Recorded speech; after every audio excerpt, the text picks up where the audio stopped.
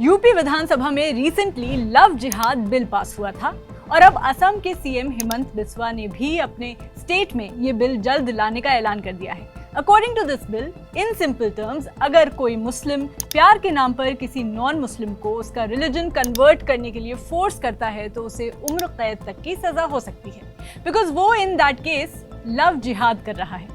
इसके साथ ही असम में लैंड जिहाद को लेकर भी कानून की बात हो रही है, which involves sale of land between Hindus and Muslims. Love जिहाद, लैंड जिहाद, जिहाद जिहाद जिहाद, ये जो फ्रेजेस हैं लव जिहाद एंड लैंड जिहाद, ये कहाँ से आए हैं, इससे इस्लाम का कोई भी कनेक्शन है, इस बारे में बात करेंगे। एंड मोर इम्पोर्टेंटली ये समझेंगे कि इस्लाम में जिहाद के असल मायने क्या हैं, साथ ही क्यों इस्लाम के जानकार कहते हैं कि जिहाद टर्म का गलत इस्तेमाल हो रहा है। सब बताएंगे वीडियो में। मेरा नाम है हरीम और आप देख रहे हैं स्विच। शुरू करते हैं वर्ड जिहाद का असली मतलब समझकर। Jihad comes from the root word जहद, जिसका मतलब होता है स्ट्राइव, स्ट्रगल, संघर्ष, जद्दोजहद। जद्दोजहद तो आप भी अक्सर अपनी आम बातचीत में इस्तेमाल करते हैं। किसी चीज को पाने की या पूरा करने की जद्दोजहद मतलब स्ट्रगल। मिसकॉन्सेप्शन ये है कि जिहाद को नेगेटिव टर्म्स में यूज किया जाता है, जैसे कि वो कोई लड़ाई हो जिसमें फोर्स, जबरदस्ती, खून खराबा हो।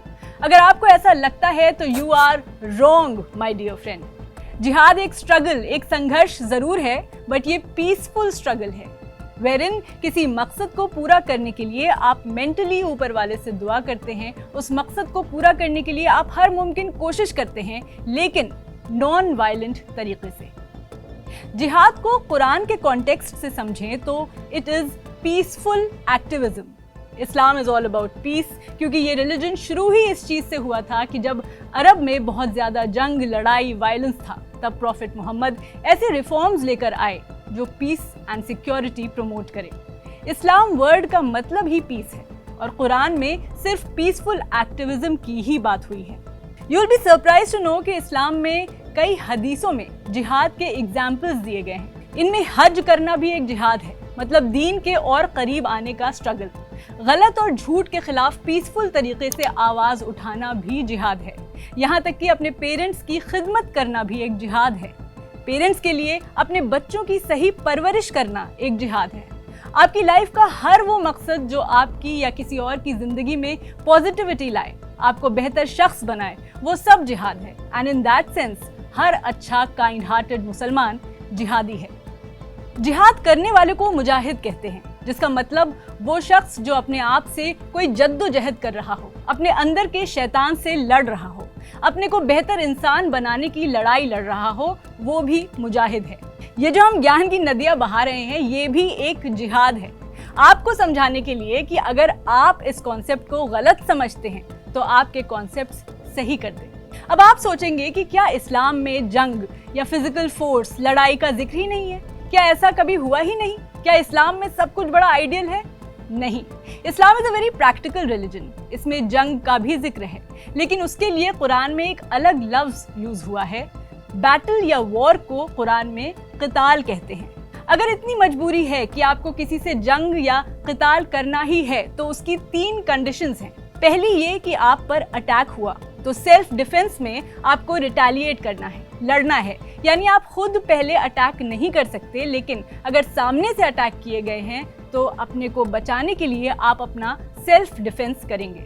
दूसरी कंडीशन ये है कि आप किसी ऑप्रेस्ड, किसी मजबूर की मदद कर रहे हैं, किसी हेल्पलेस बेसहारा के साथ कुछ गलत हो रहा है तो उसके लिए अगर आपको जंग इनिशिएट करनी होगी।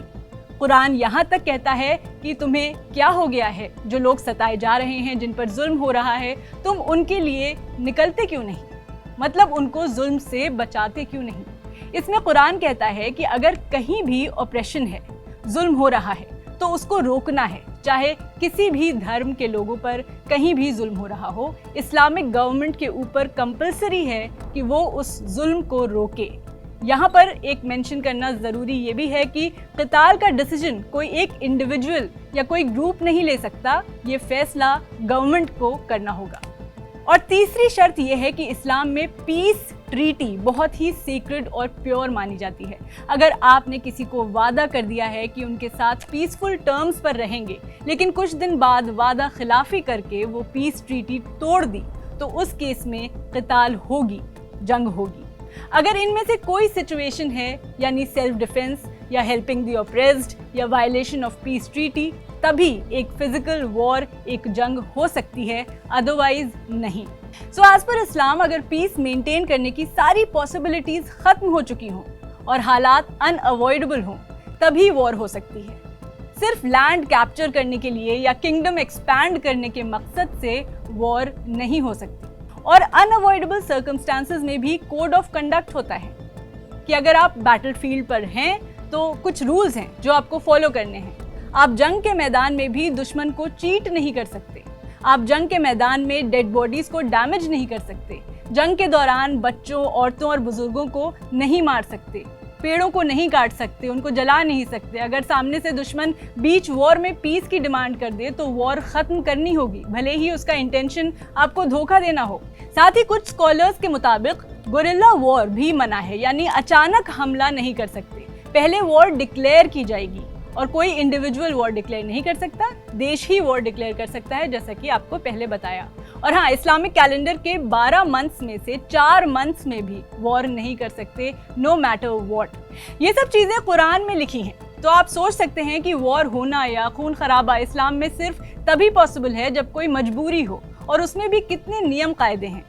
हाँ, लेकिन ऐसा होता रहता है कि कुरान को गलत इंटरप्रेट करके एक्सट्रीमिस्ट ग्रुप्स मुस्लिम यूथ्स को रेडिकलाइज करते हैं। पाकिस्तान से लेकर कश्मीर तक में हमें ऐसे एग्जाम्पल्स देखने को मिलते हैं। अब ऐसे में सवाल ये कि जिहाद के नाम पर इस्लाम क्यों बदनाम है? Many reports have stated that जिहाद को गलत तरीके से पेश करके इस्लामिक टेररिज्म का कॉन्सेप्ट लोगों के दिमाग में डालने का काम एक नैरेटिव के तहत किया गया है।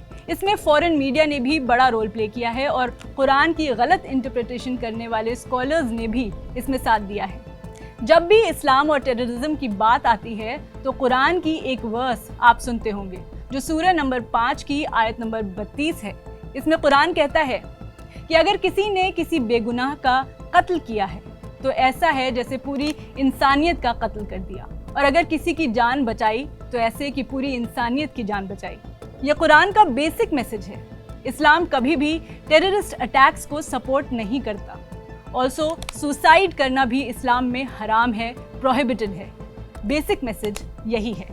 लेकिन हर मजहब में अच्छे बुरे लोग होते हैं, और जो बुरे लोग होते हैं वो अपनी गलत हरकतों से कौम को बदनाम करते हैं। 9/11 जैसे अनफॉर्चुनेट इंसिडेंट्स के बाद इस्लाम का नाम खराब होने लगा और एक्सट्रीमिस्ट ग्रुप्स ने अपने को जिहादी या मुजाहिद डिक्लेयर करके फर्दर डैमेज कर दिया, जिहाद की गलत पिक्चर प्रेजेंट की। ऑल्सो एंटरटेनमेंट के नाम पर फिल्म्स में भी कई बार चीज़ों को गलत तरह से पेश किया जाता है, और फिल्म्स एक लार्ज ऑडियंस को केटर करती हैं जो उनमें बताई गई चीज़ों को सही मान लेती हैं। ये फर्दर इस्लाम की इमेज को डैमेज करता है। अब समझते हैं कि लव जिहाद कहाँ से शुरू हुआ।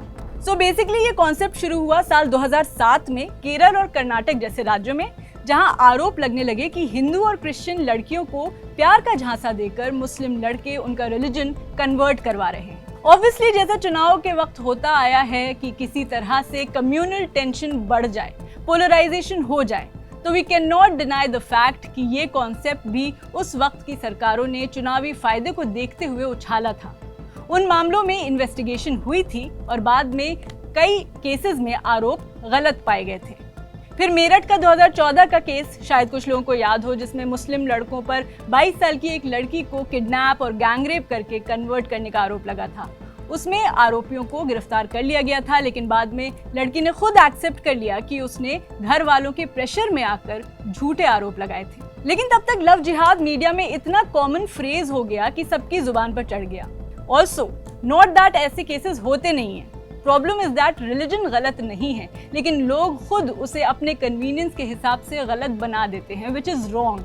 एंड द फैक्ट कि ऐसा कुछ रियलिटी में एग्जिस्ट ही नहीं करता, अब कोई मानता नहीं, जबकि कुरान में साफ तौर पर लिखा है कि let there be no compulsion in religion also and by no means you can force them to believe. तो ऐसे में फोर्सफुल कन्वर्जन इस्लाम का कॉन्सेप्ट हो ही नहीं सकता। ऑल्सो प्री मैरिटल रिलेशनशिप रखने को इस्लाम मना करता है। अगर कोई मुसलमान ऐसा करता है तो वो इस्लाम को फॉलो नहीं करता। मेरे कहने का मतलब ये नहीं है कि कभी किसी मुस्लिम लड़के ने या लड़की ने ऐसा नहीं किया, मगर इस्लाम या कुरान इसकी इजाज़त नहीं देता।